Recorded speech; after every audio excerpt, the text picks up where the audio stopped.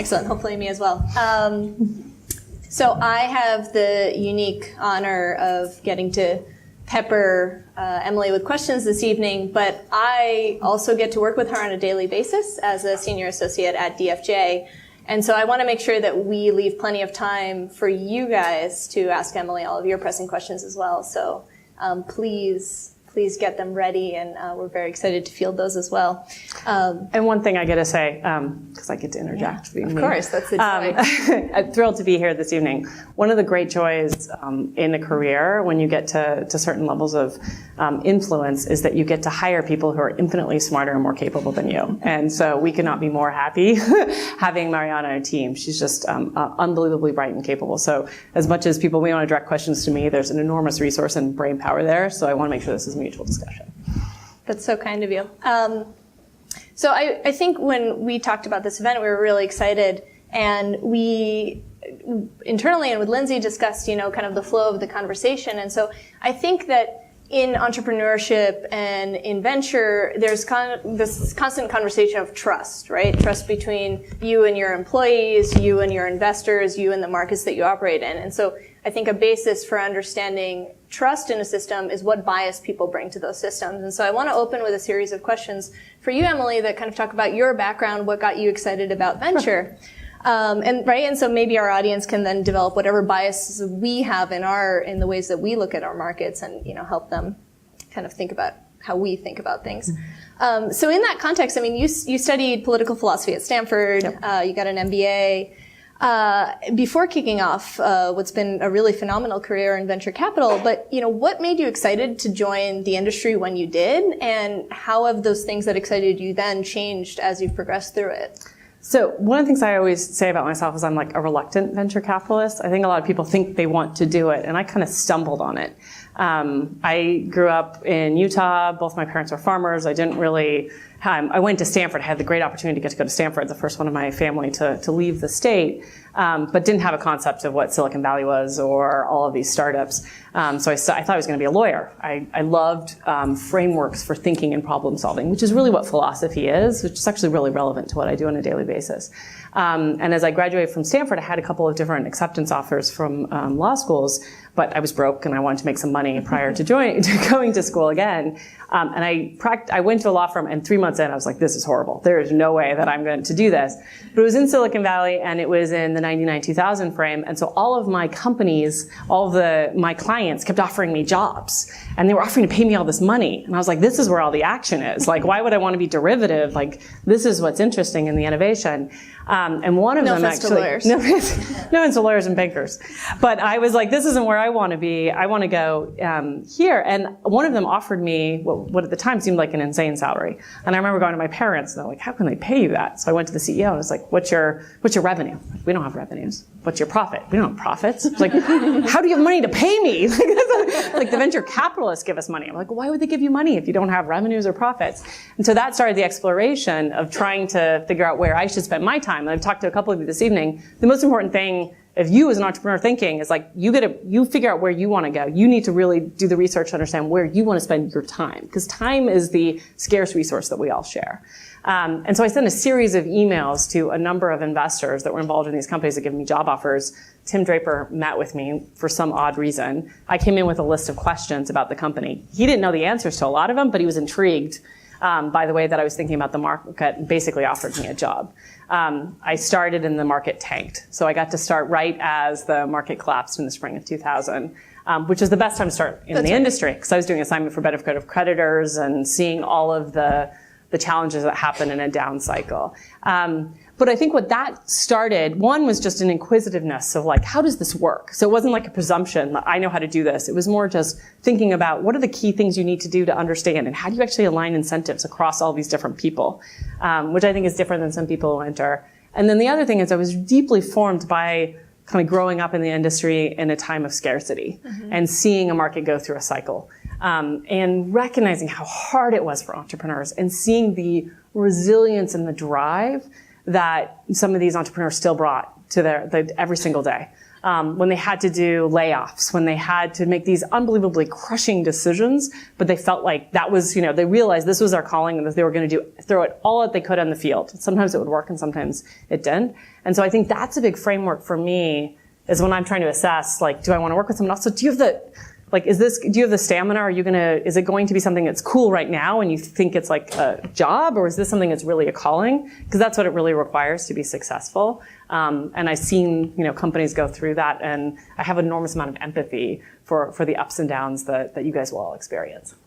So it sounds like the things that excited you and continue to excite you in this industry is not just kind of applying a rigorous and rational framework to challenging problems. We make really high risk decisions on limited information, which is fun and scary, but then you get to work with the phenomenal people who've decided to kind of row in that lifeboat with you.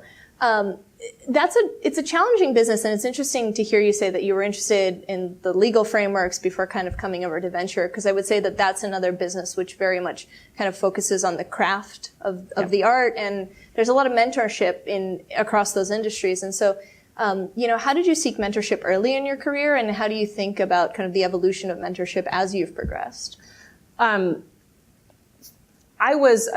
didn't have a mentor. Like, I didn't have one person that I can kind of point to. One of the things that really draws me into programs like All Raise, which I've spoken to a couple of you about this evening, is when I started in 2000, there were only a handful of female partners, and there were only a handful of women in the industry at all. And so one of the challenges that I really found is that there was a lot of people who thought, oh, she's bright, she's resourceful, she'll go on to do something. But I didn't feel like there was a clear path or an understanding that I could actually progress in this career on my own. And I found that really, really challenging. As much as I tried to develop those relationships, I struggled because there wasn't anyone that I really saw that was like me, that was willing to spend that time really investing in me. So one of the things I've really been drawn to now is this, we're trying to think about more diversity and diversity of thought, is that I feel like that's a real calling. I'm trying to build what I wish was there for me when I first started. That being said, I think I pieced it together through a lot of wonderful different people who took bets on me early on in my career. And those were investors who maybe didn't provide the entire mentorship, but were willing to actually either, bring me into a firm or work with me in like following on in my investments, helping me do board mentorship. Some of the best people I got to work with, I was on boards with, I just got to watch and learn from the entrepreneurs who chose to take my money. I mean, that was, as a young and up and coming venture capitalist, I think about, Glenn Kelman from Redfin, who chose to work with me. That was, as much as that was like him getting capital for me, it was a huge deal for me to get to work with an entrepreneur, his second company in. And I feel like I learned as much from him as he gained from that relationship. And so I really kind of tried to build those various relationships that helped curate who I am today. But I'm very, very motivated in trying to make sure, I do believe that we can do better, and I feel a responsibility to provide something that wasn't there for me for the new generation that's coming. And for what it's worth, I feel so fortunate to get to work at a place like DFJ, where you're there and there's just so many phenomenal people. And I do feel like there's a rising tide in this industry that is changing that conversation. And not to make you do a sales pitch, but can you give us like the 2 minutes on All Raise, or the minute for anybody who's not informed here? Yeah, it started with an email that was sent out by Aileen Lee last June or July. And it was a group of women. And there's a couple of us that have been, in the industry for a decade plus. And then there's a lot of kind of new entrants. And we were looking at what's happening just broadly in the industry and saying, I think there was a number of things. There's things that were happening broadly in the industry and technology. There's also just the entire society and the political realm where women, I think, were just coming and saying like, okay, we got to do something. At this point, we're in positions and we got to figure out a way to change the narrative. And that started with just a dinner that we actually held at the DFJ offices early on. And started saying, what are the kinds of things that we can do? And there were initiatives like, how can we help female founders? So that idea of like mentorship and guidance, like being in a room where people understand how, women pitch, or being able to give them guidance and some of that informal mentorship prior to them walking into a room that may or may not have the background and may or may not be diverse. How do we give them a leg up? To make sure that they're able to get the same, opportunity when they actually walk into those investment decisions. How do we do the mentorship piece, which is a piece that I'm really working on? And there's a series of initiatives, Founders for Change, where founders basically, especially some prominent founders, saying we're only going to work with firms that actually value diversity. So it started out kind of as women just doing this in their free time, but given that everybody is extremely aggressive and motivated. It kind of took a life of its own. And so we're still in the very early days. We're now funding a nonprofit around it. And we're also looking a lot more for male allies and others who are trying to be much more active in the cause. But I think it's just a belief that there's a lot of people in the technology industry want to see more diversity across the board. And we're putting up those numbers and we're making those changes. But, it's the same thing entrepreneurs. Entrepreneurs look at the status quo and say, we can do better. This isn't acceptable. Like, there's something that can be done differently. And I think it was time for us as investors to look at the ecosystem and say, we can do better too. We owe it. We've all gotten to positions in our career where now we have to actually give back. And so we're all allocating some of our time and resources towards that. Yeah, I think that's amazing given that there's more work than there's time in the day. And right, these are challenging things. I do really want to highlight the thing you just said because I think it's so relevant in the conversations we have today, which is that diversity isn't a conversation simply about gender or race or anything, right? It's about cognitive diversity. It's about socioeconomic diversity. And I do think that what you guys are building does span, right? It starts with maybe gender and a particular set of people, but it grows beyond that. And I think that that's a really beautiful thing to build and that we should all collectively work harder to do that. Is there anything that you're thinking about in terms of like, how do you put your, right? Because we all exist in our social, like whatever our social networks and like attracts like, and like so how do we create environments where we enable more diversity to come through our doors? And is that an actionable thing that we can do? I think it's really important. And it has to be,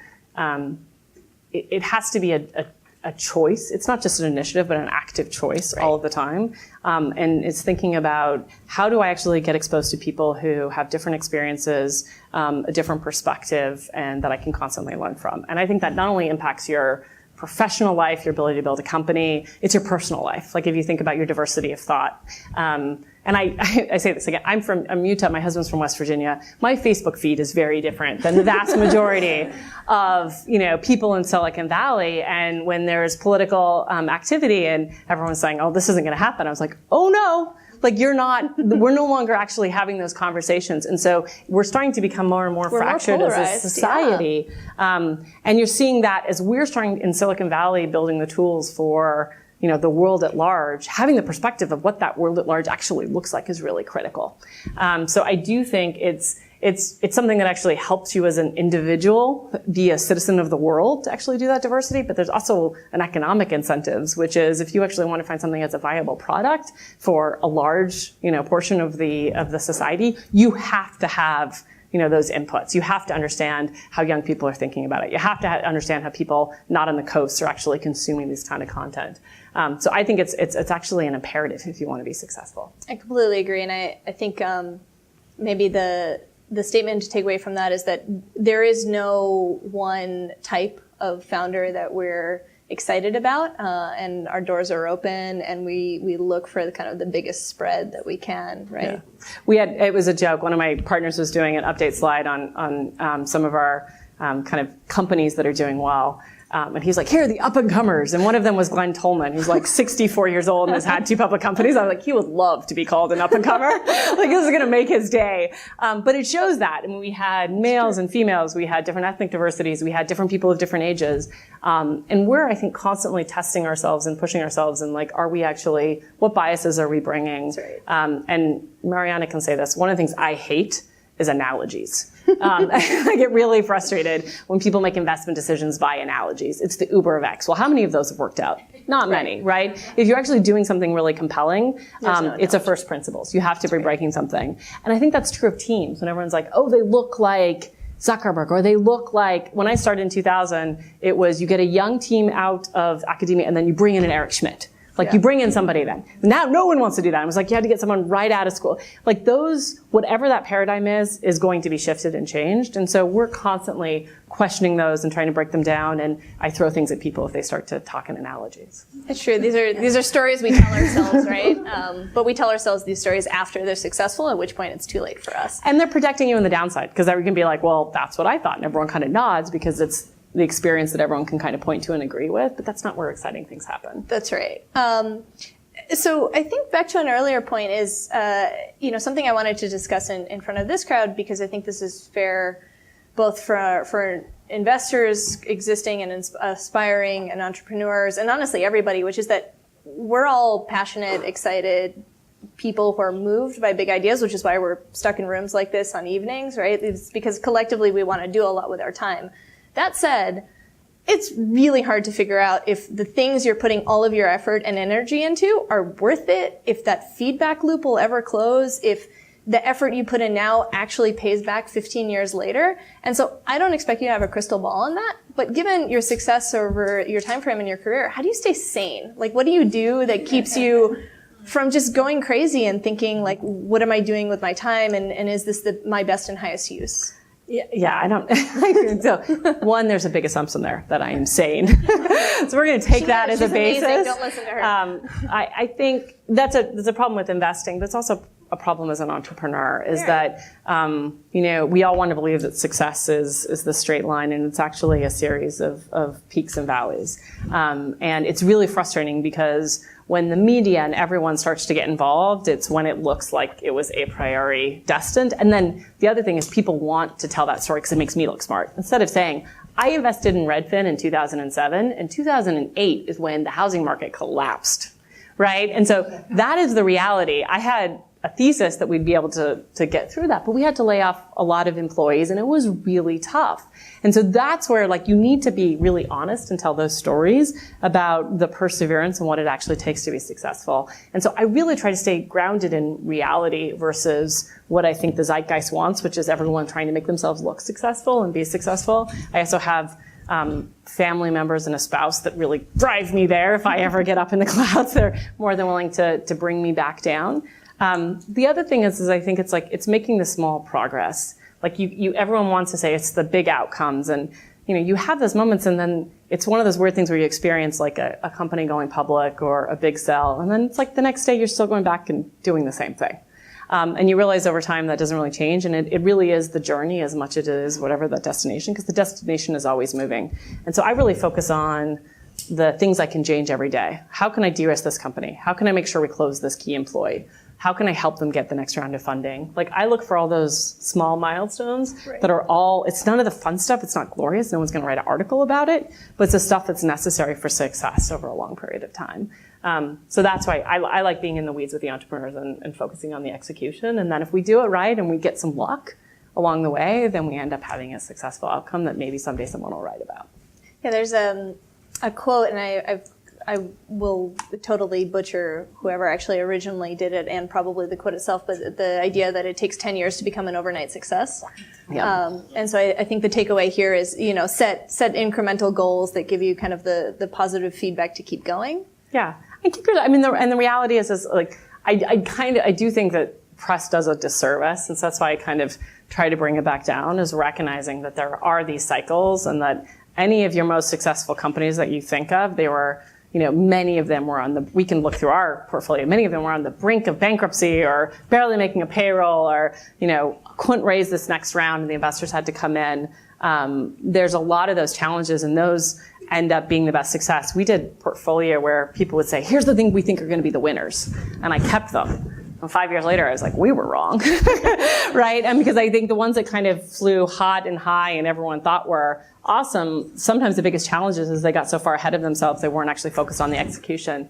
And a lot of times the slow and steady are the ones that actually, end up at the end being successful. So we've talked a little bit about Redfin, which is a portfolio company of yours that you kind of invested in early and saw through IPO. But honestly, you have an amazing and really very diverse set of portfolio companies, right? You're companies like Shift, which is like basically used car sales done better, hopefully. Yeah. Certainly. It's hard to not be better. Right. That's an industry where the bar is really low. Things like BetterUp, which is kind of better executive coaching done through a more accessible platform. I think you sourced Nirvana, which was basically a silicon company that was doing better deep learning on chipsets. And increasingly looking at health companies, right? Mm-hmm. And healthcare IT, things like Zelf that kind of do a better job of bringing digital healthcare, but also Livongo and others. And so in that framework, which is, I think increasingly we've internally talked about you getting really excited and continuing to be excited about healthcare, while also still having this amazing, more generalized portfolio. How do you think about sourcing? Are you more thesis driven? I have the way that I kind of pursue it is I have a couple of key theses that I'm spending time with, and we promote this and talk about it. And I have spent a lot of time looking at healthcare more broadly, starting with like a consumer experience and thinking about how consumers can become more engaged in their healthcare, which has then drawn me into a lot of the different kind of bioinformatics as we start to understand the systems levels and new platforms which could go into therapeutics and diagnostics. So it's one thing I think of as an investor is why it suits me well is I love to learn, and I constantly get to learn and iterate. And so for me, the idea of this is the one thing you invest in and this is all you do for your career is like, that's health for me. My thing is like constantly learning and getting to meet with people who are trying to be on the breaking edge and then figuring out the timing. But everything I think has kind of a core component to it, which is really are looking for technology levers that can transform industries and where you drive a better consumer experience. And so while that sounds like they're pretty broad, if you look at them, a lot of them end up sharing the same similarities.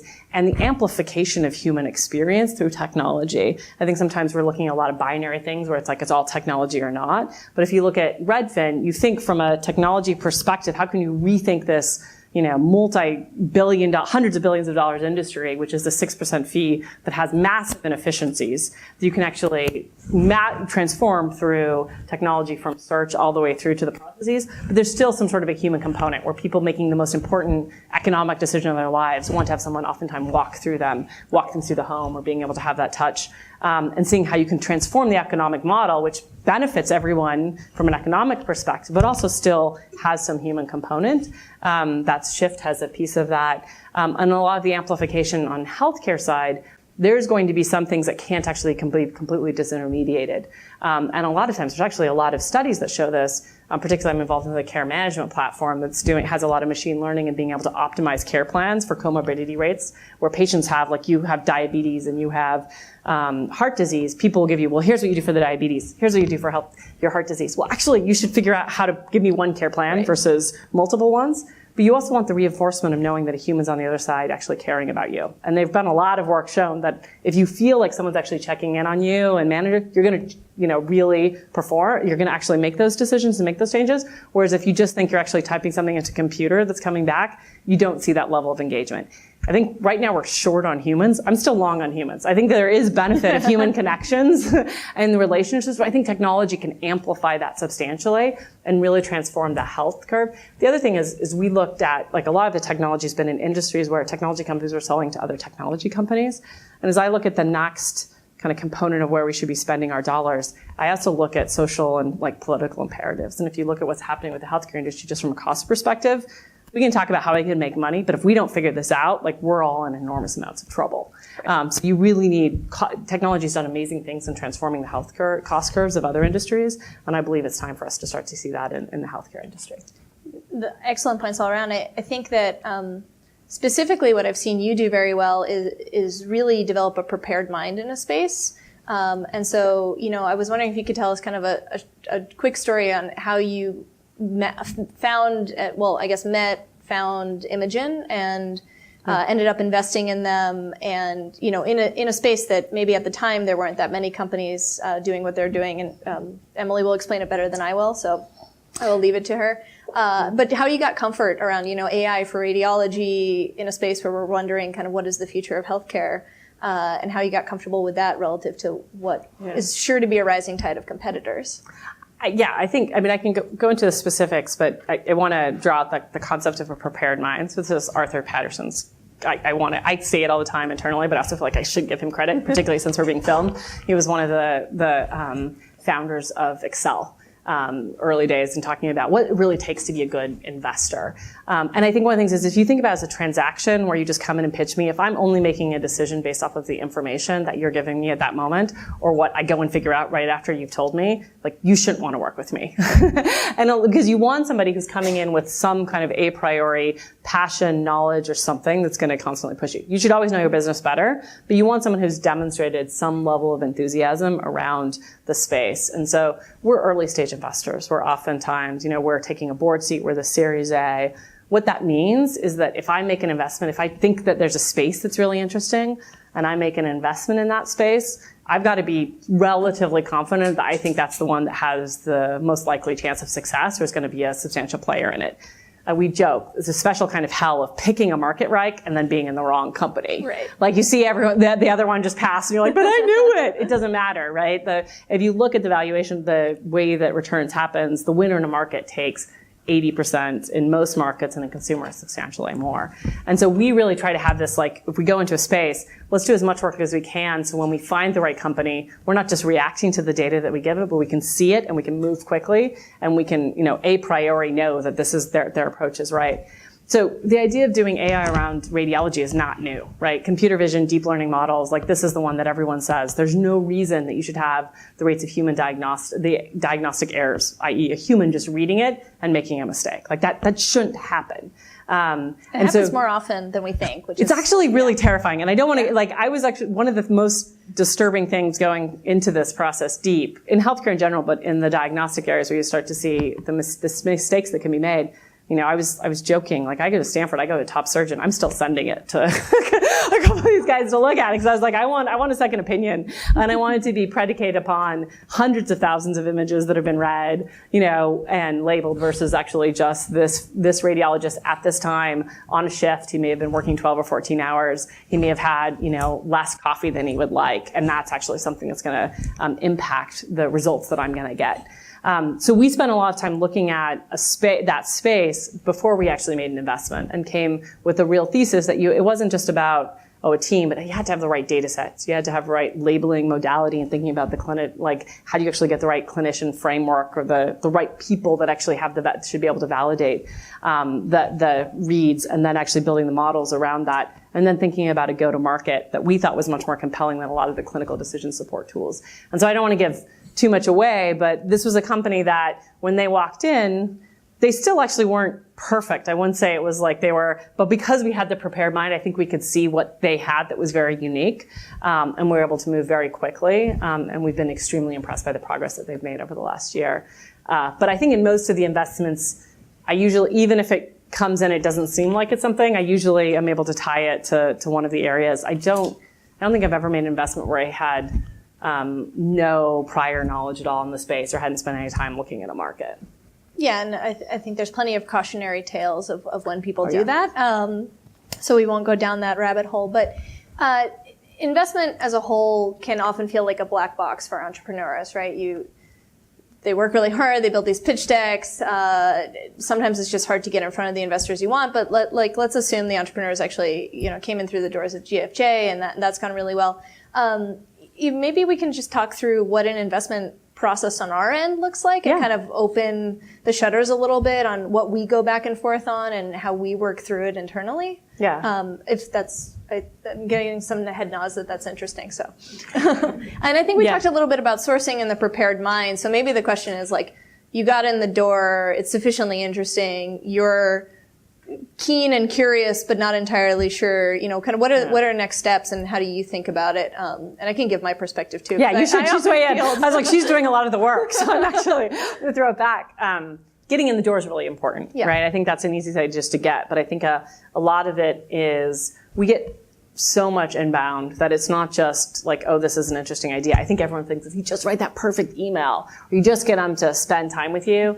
We're looking for multiple points of like things that are converging before we actually move forward. And oftentimes that's even an investment, which is I get a referral, I've heard about something that's actually happening, someone smart telling me this is something interesting. So the vast majority of times it's actually figuring out the right way to actually create that ecosystem to get somebody to dig in. And that's your job. Like I think that's critical as an entrepreneur, is to be able to demonstrate that you can figure out the right ways to actually get in and influence people. And as much as that's important from an investing, that's the least important thing. The most important thing is you're going to be you have to be able to acquire talent over the lifetime of that company. And if you can't figure out ways of kind of figuring out to make those dots to be able to get people to spend time with you, even if you fool me once, if you can't do that over time, the company's not going to be successful. That's right. It's a critical function, is that kind of people networking piece of it. So getting that in is really critical. And then I think we always joke, it's like you meet with the people and you're really excited, and it's like, what's it the next morning?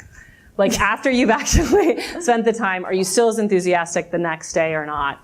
And how do you create that momentum? And I think Maryanna can tell you that the challenge is that time allocation. So you go through a meeting and you like it, but then how do you actually get slotted to be something that's actually we're going to dig in. And a lot of that's creating urgency, but not too much urgency, and figuring out how to actually create momentum in the process that has to create that feedback loop. So it's really important to see that. And I know if that falls flat or people don't respond or don't start following up, like we get so overwhelmed that we're likely to actually drop the ball unless it's something that, we feel like we have to do, but that very rarely happens. Yeah, I agree. I mean, it's a delicate balance, right? Creating momentum early without just kind of badgering the people you're talking to continue paying attention to you. And there is a balance there, but honestly, it's a social balance, and I think everybody can kind of strike the right chord with it. And we do miss it sometimes, right? But the idea is that if it's a great idea and you're getting in front of the right people, it's a collective group, right? All investors, we want every great company to be successful. So, and you want them to see progress over time. That's right. Because I think one of the things that's hard is like, if you come in and you're just saying the same thing over a 3 or 4 week period and you're not learning and not iterating, that's also a red flag. And so I think if we're seeing it and saying, well, what about this? Or have you thought about this? Right. And they come back and say, we're excited, we're going to delve in, but, we wanted to talk about these 3 things, and here's what I found, and here's someone you should talk to about it, and here's what I've actually done. Like when I see people that are iterating quickly and taking those feedback loops, that's where I get really, really excited. If I see that kind of, it's not, I think people think about it as like this, and it's more like this over time. If I'm seeing someone who's learning and incorporating, it doesn't mean they're agreeing with me. That doesn't mean saying, oh, you're right, let me change the deck to reflect it. It's like, you said that, let me tell you why you're wrong, but here's a couple things I did to prove that this is actually why I think you're wrong. That's as exciting to me as actually, making the modification. It's just showing that because it's like a shark. You gotta always be moving as an entrepreneur. If you stop, like this is a momentum business, you're supposed to do less, on less resources in a shorter period of time. And people who can show that acceleration as part of the process really get us to enthusiastic. Yeah, I think that's a great point. We're not trying to be the smartest people in the room. No. We're just trying to suss out, do you have rationale and reasonable thought processes, and are you, moving on an iterative process?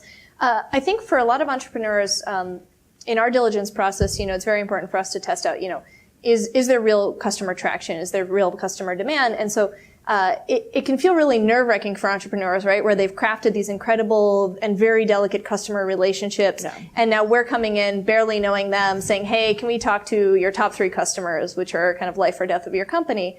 How do you give entrepreneurs comfort with that? And maybe, what are the key questions you ask in those customer reference calls so that people in this room can understand that it's not that scary, and we try to exit the calls with the customers feeling even more confident about the startups?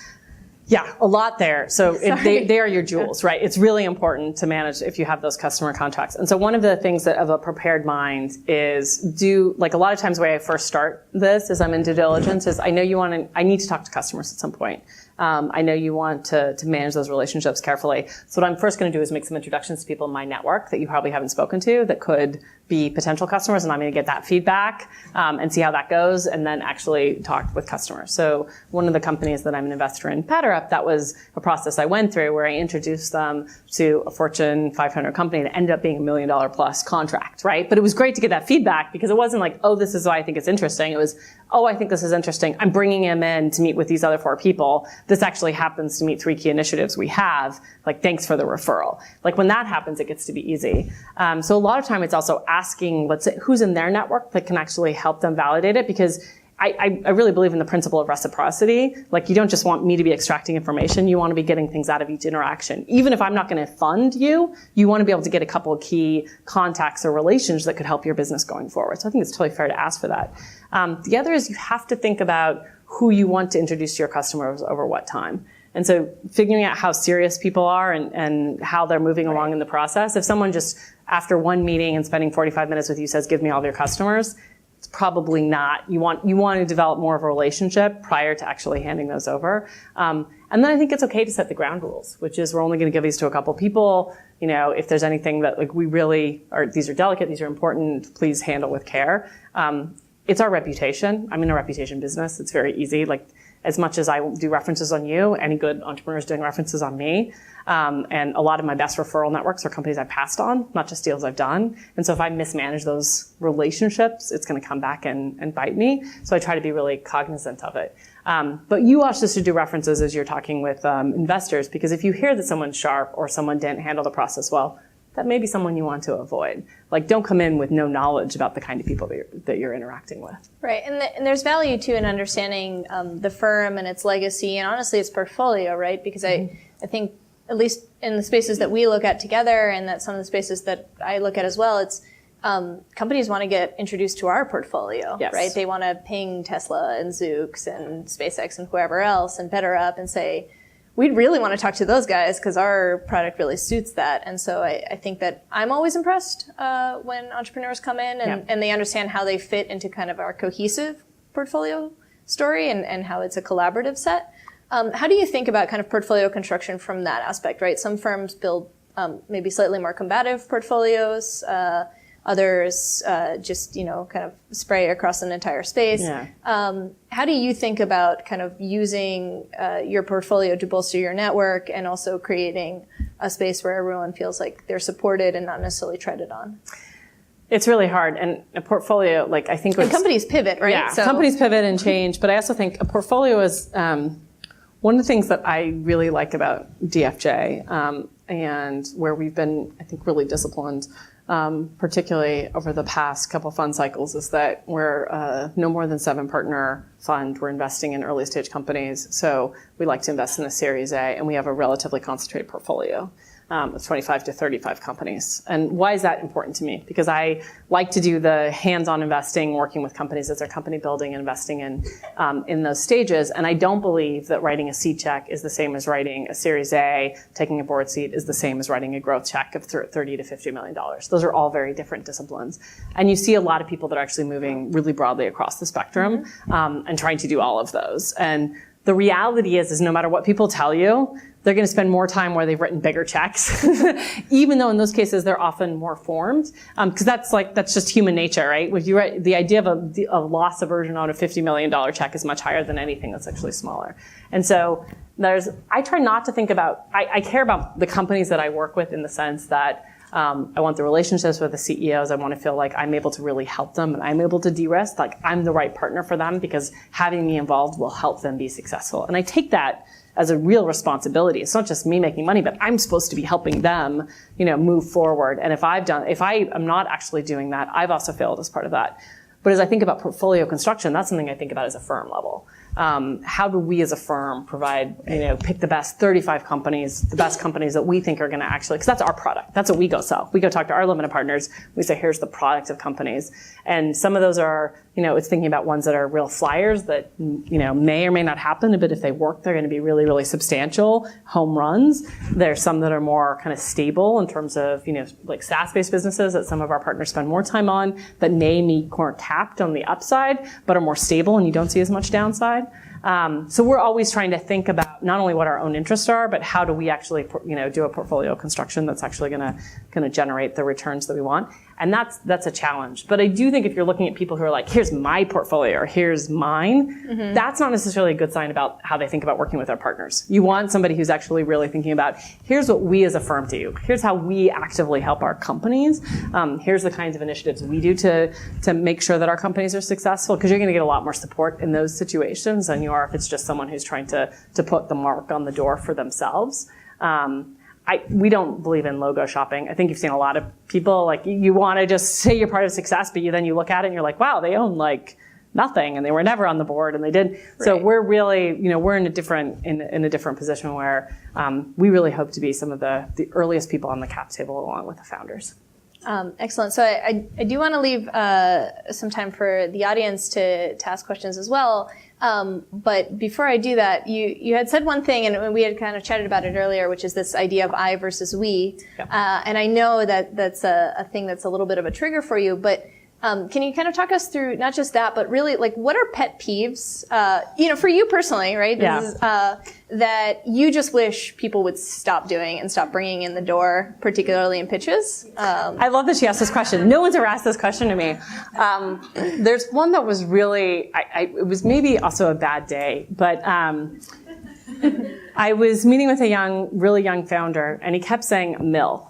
Like, I'm going to raise 5 mil or 4 mil on a 20 mil. And it was going back to that, like, just the the idea that this was almost a game where it would work and there was no downside.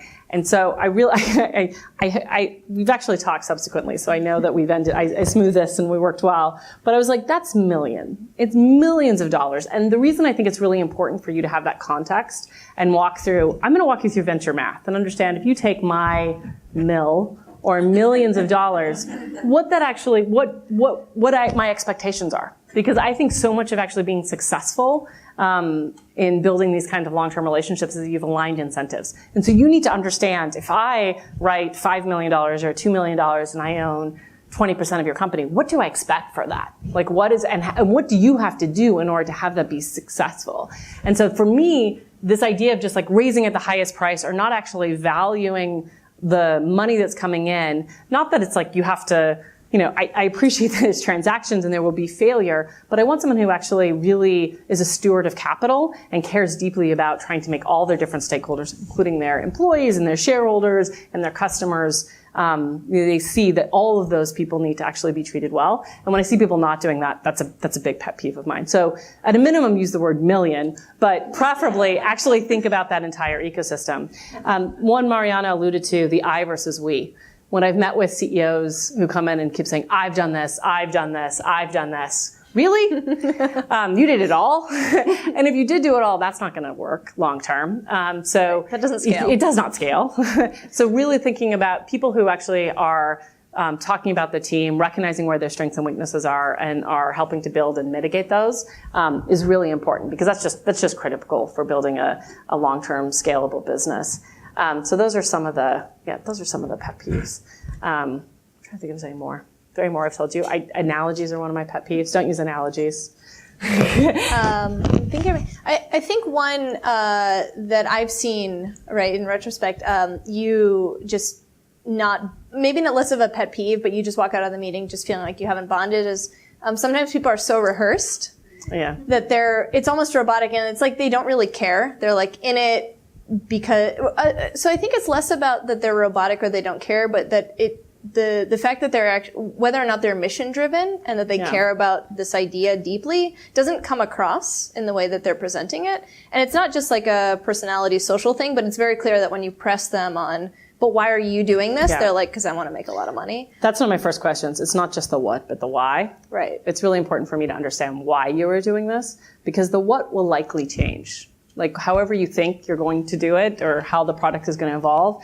But the why is what will sustain you through those peaks and valleys. And so if there isn't a strong why, that's really, I think that's really going to be a challenge. The other thing I think is that I forgot to mention is when people come in and say like, I have multiple term sheets, you got to make a decision this week. The time bomb. And there's momentum in deals and I appreciate that. And it's okay to create some momentum, but especially in the early stages, I think in the later stages you can do that more. If you have me on your board, you're dealing with me for like a decade, right? I mean, 5 years, 7 years, maybe a decade. And so the idea that you would be willing to enter into a relationship that I would have as much influence as I would have on your cap table and your voting structure, and you would want to just make that decision really quick, that shows me a lack of long-term judgment. And so you want to create momentum, but you also want to spend time really getting to know the people who are going to be working with you. So that's also the authenticity, which is, making sure that this is a relationship that makes sense. Because there may be some great companies that I'm actually not, you don't want to spend time with me. I remember I heard John Doerr once speak. It's like, if I go to a dinner with an entrepreneur and I'm looking at my watch half hour in, like we probably shouldn't be working together because we're going to hate each other in a board meeting, right? And so I think spending some time to actually invest in that relationship prior to you actually having a capital relationship, you're meeting each other in the best scenario, right? I'm selling, you're selling, everything is exciting. If you've been spending time trying to even press some of those boundaries prior to us getting into, a long-term relationship where there's actual capital on the line, you could really be surprised. Thank you. So I did a time check, and it sounds like we have certainly time for a number of questions. So one in the front here. So it might be less of an issue for you, but especially with VCs with larger funds, I've found myself in situations where you talk to them about a portfolio that's a sticker on the logo slide, and you kind of get this comeback of, oh, I'm not on that board, that's not my deal, I don't know what's the latest with that company. How do you as a firm maintain personal investment in all of the deals of you as a firm across all the partners and all the associates? Some people don't, and that's fine, right? I mean, I think that you just need to understand the different firms and how they operate. And there are great investors at firms that are really large that run kind of almost like an individual practice, and that's fine. That works for them, that works for their firm, and you just really want to make sure the problem that you have as an entrepreneur is that you assume you get someone at the firm that you're going to get all of the benefit of that, and you may not, because those learnings may have not been broadly shared. So I think it's really doing work as an entrepreneur to understand how the firm operates and what it is that you want out of the firm. So if you want a team where you get exposure broadly across the portfolio and you think there's a lot of shared learnings, then I would go for a smaller firm. It's really hard to create. I mean, we're just all time constrained, right? The ability to actually keep on top of portfolios of 50, 75, 100 companies, like people just aren't going to do that. So you would go for something that's a smaller firm, and you'll see that in seed portfolios. You see that in some of the Series A. If you don't have that opportunity and more firms are running platforms, make sure you're working with the partner or the partners that collaborate on those kinds of deals, right? So like Bessemer has like very specific kind of, teams that work on certain kind of sectors. And so you just want to make sure you're talking with one of those partners and the 3 or 4 associates that work with them. And in a lot of ways, that's as good as talking to the partner because they're all really involved. But if you go talk to someone in the consumer and you're in the enterprise, you're not going to get some of those shared learnings. Thanks for sharing all the insights today. So I have a question on the portfolio construction, some of the things you mentioned before. So wanted to pick your thoughts on how do you think about 2 different kind of company profiles. Some of these companies are SaaS-based companies, which are much more capital efficient, and you can extract returns. But then there are 5,000 companies, and you really need to find out and kind of spray and pray. Versus some of the other companies, which are like semiconductors, for example, which are only 4 or 5 companies. There's less competition, but they're not really capital efficient. So how do you go about thinking on portfolio construction between the 2 kind of companies? So one, I would press on the capital efficiency a little bit in terms of SaaS businesses, because what you see that hasn't, I think, getting to a certain scale, that is actually true.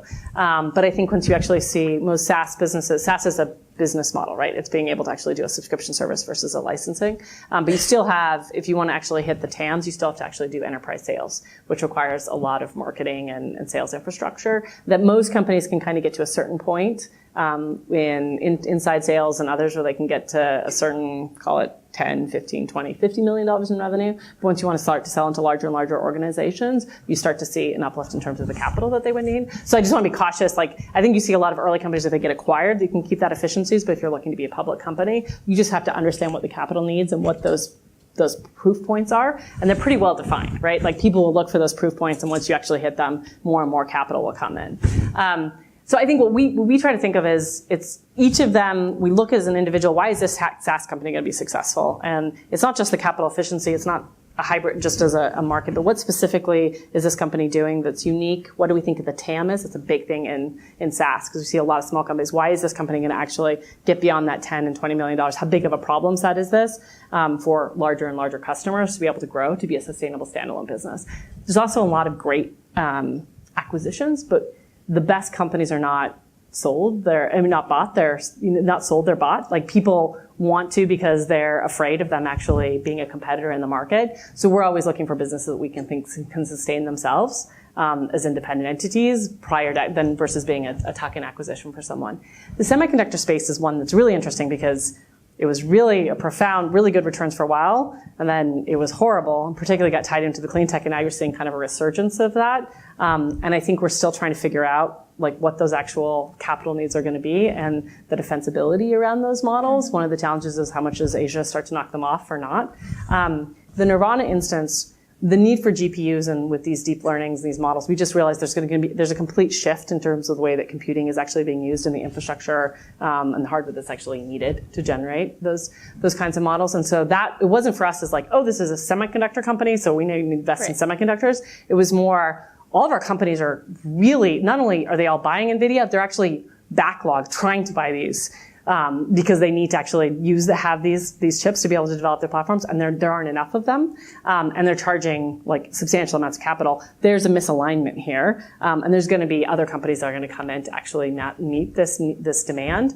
And so that was kind of the thesis that we started. Is we saw it organically, and then we went and sought an opportunity that happened to actually meet that need. It wasn't like we're like, oh, we need a semiconductor, let's just check. We felt the pull that put us in that market. Yeah, we've done several in that space specifically. Yeah, but it's mostly driven less by we want to have a semiconductor more because we see the market need and the market demand. That is why you're going to need these new kinds of chips that we hadn't seen in the past 10 years, which is why we start to have more of those in our portfolio than we had in the previous portfolios.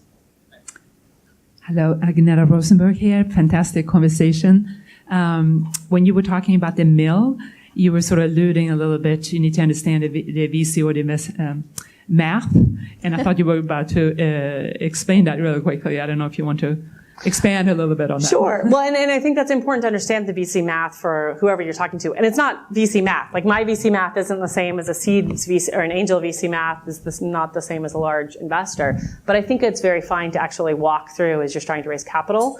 I'm asking a lot of you, and I will ask, what does success look like for you?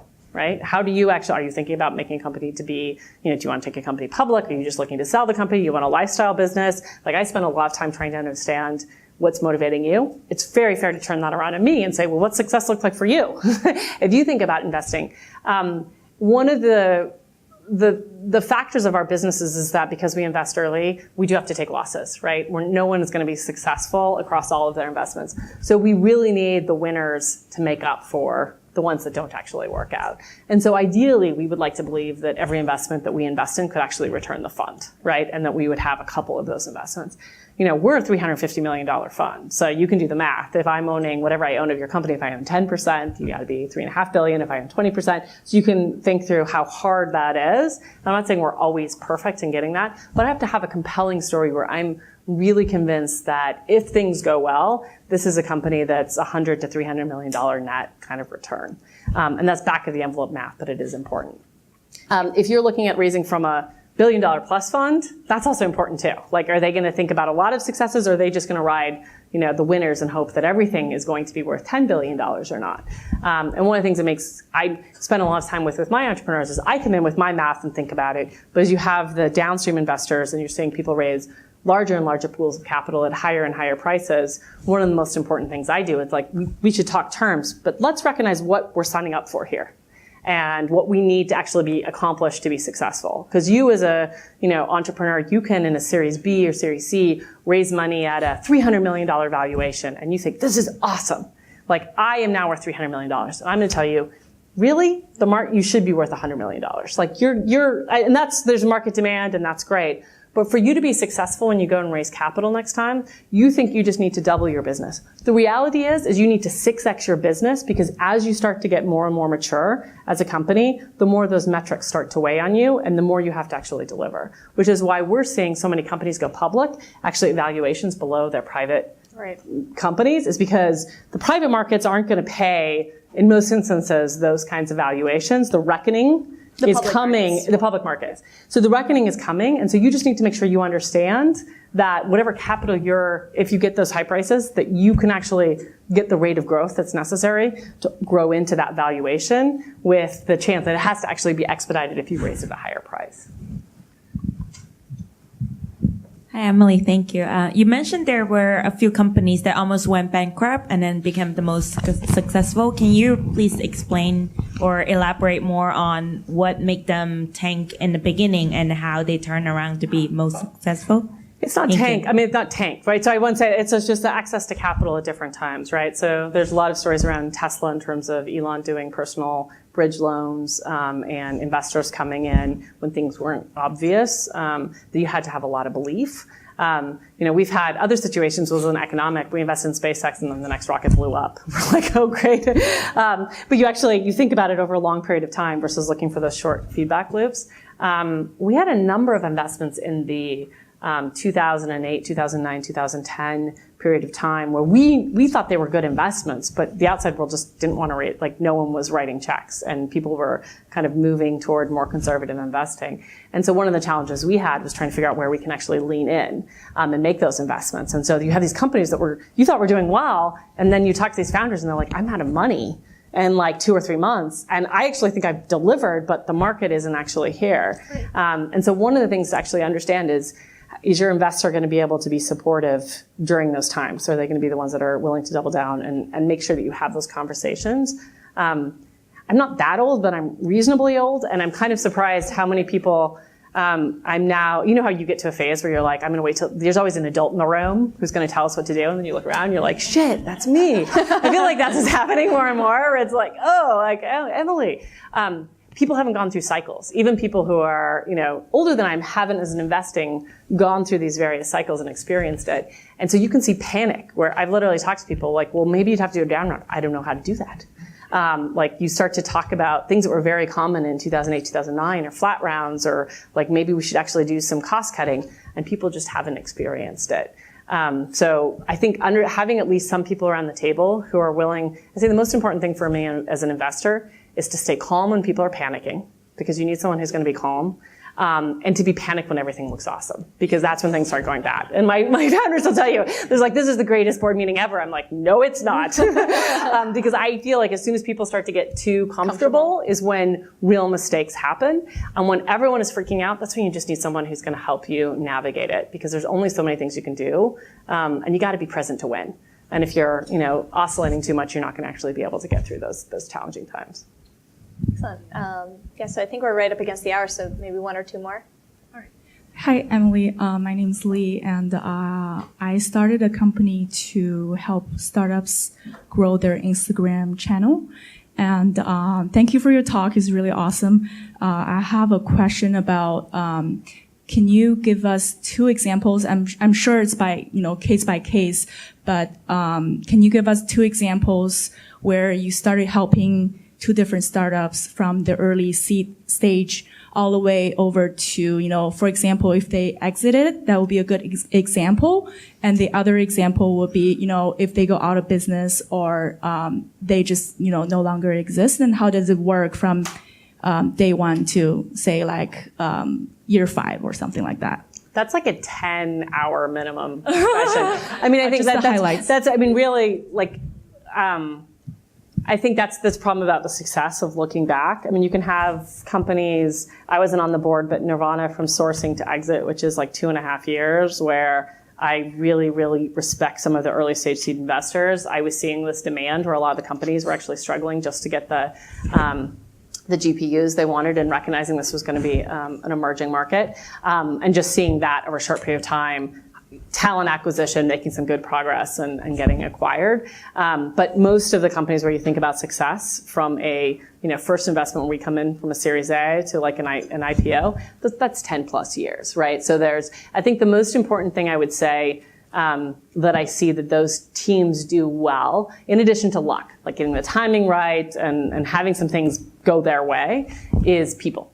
Who you are in the Series A, and as you start to actually scale, you will need different people during those periods of time.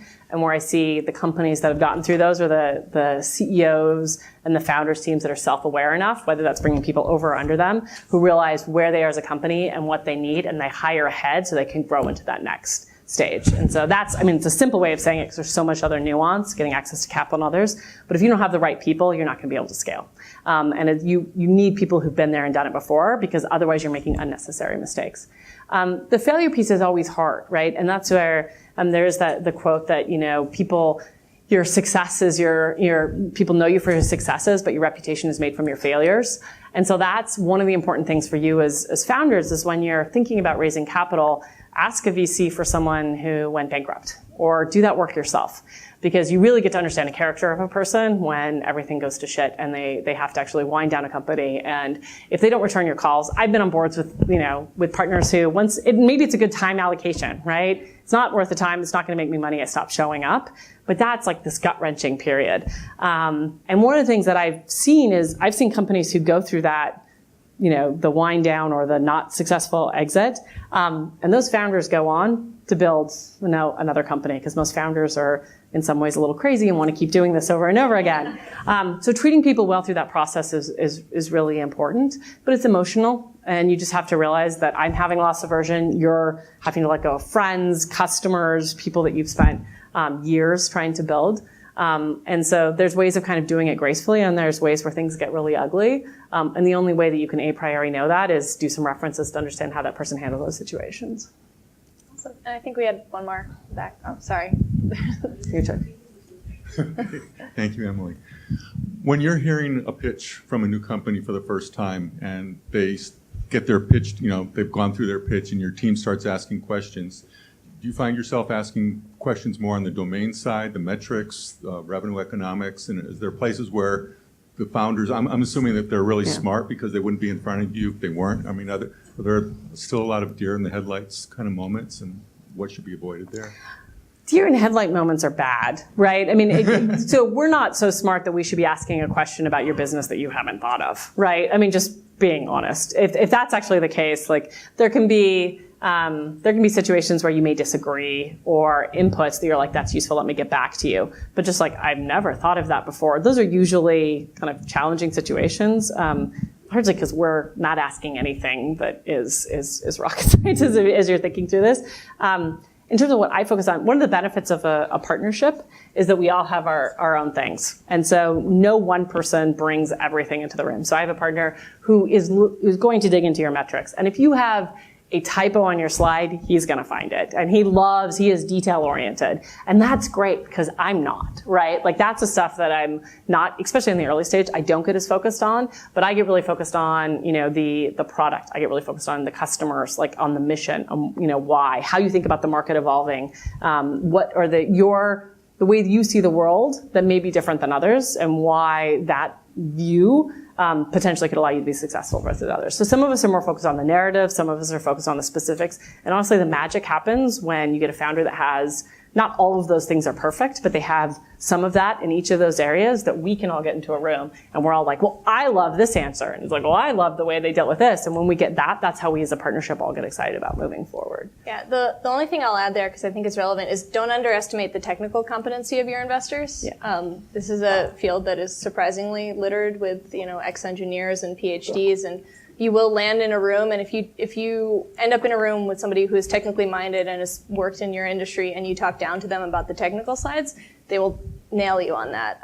And so I think, right, it's just about being and don't worse. lie. Like, that sounds obvious, but I think when you're selling, like the worst thing possible, and we've seen this, if someone, because these are relationships, as much as I'm giving I'm making an investment decision, I'm going to be dependent upon your board decks. Like I may have some relationships with other employees, but a lot of this is this relationship and a trust and basis of integrity. And I say life is too. I can work with people who are. Entrepreneurs are by their nature frustrating. You're passionate about something that others might not be passionate about. So I'm willing to have disagreements and arguments and screaming matches, and I can deal with that. Lack of integrity is something that life's just too short. If I can't trust you or trust what you're saying to me, like there's no way I can actually build that relationship. And so, whether that's being condescending or thinking that you can pull one off, and that's happened particularly when we have, again, hire people who are brighter than you. We have these geniuses in the room and they're walking out and they're like, yeah, he's full of shit. And we're like, oh, okay. Like he lied. That's done. Like that's the easy, we don't go back and ask. Like if someone lies, we're just not going to spend any time. Awesome. And then last question up front. So the seed funding, the Series A funding, the amounts are changing very rapidly. What is your typical, early stage investment? And also, do you like to syndicate? Do you like to go on your own? Can you give some list? No. We don't have fast and rules. I think we think about it from a different discipline, which is, we're typically not the first check-in. So oftentimes there's some money that's come in prior to us, which is either friends and family or it's actually a seed fund. It's something that's actually gotten something kind of off the ground. So there's some data that we're able to dig in. When we think about an investment, we don't look at a check as just being like, oh, this is a seed. We think about it as an investment in time.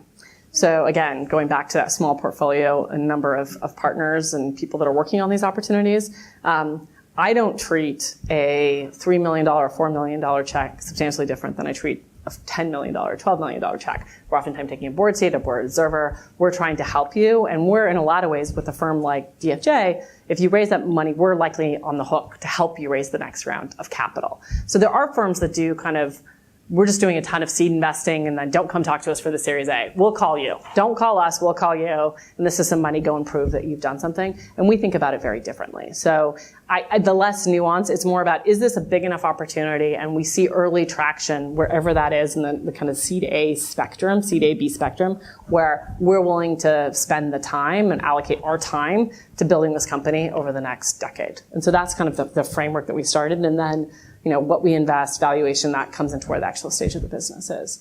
In terms of syndication, we've done everything. We've done syndication. We've done it on our own. We don't look for others to validate our judgment. And that's one thing. It's like, oh, so-and-so has a term sheet. That's not something that's interesting to me, right? I have to come up with my own judgment. I'm not going to defer my judgment. My limited partners pay me a good amount of money to actually have my judgment, so I should be able to argue that me and my partner should come to our own decisions. But there are times where we're investing where we want other people's around the table because we think they're bringing diverse perspectives. And to the conversation we had earlier, there are things that I know, there's things that our firm knows, but as we do these converging technologies, there are people who have expertise in other industries, and we believe that it de-risks the opportunity, that helps the entrepreneur more by having those voices in the early stages, so they're not making unnecessary mistakes just because we don't have the depth of knowledge in a particular sector. So in those instances, we don't think about it as like, I need somebody else or I need to protect my downside. It's like, how do we bring the best investor syndicate to help the team be as successful as possible? Well, thank you so much, Emily, and for your time Thank you today to and the Maryanna excellent for having all the conversation. great questions.